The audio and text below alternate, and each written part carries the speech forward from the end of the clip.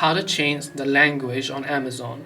Hey everyone, welcome back to our channel. In this video I will guide you on how you can change the language on Amazon, so make sure to watch the video till the end.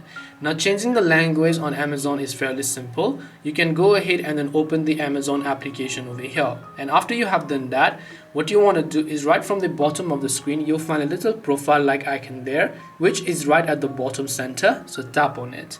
Once you come to this profile like icon page, as you look at the very top right corner of the screen, you'll find an option which is the language and the country and flag icon there. So when you tap on that particular icon, it will take you to the page where you can basically change the country and region as well as your language. And since we're learning to change the language for Amazon app, you can select the language option here and select any of the other languages that you wish. Once done, don't forget to tap the done option, and then your language will get successfully changed. This way you can go ahead and then basically change language on Amazon. Hope this video was helpful. If you have any questions, feel free to leave them down. Thank you for watching till the end, and see you soon in the next video.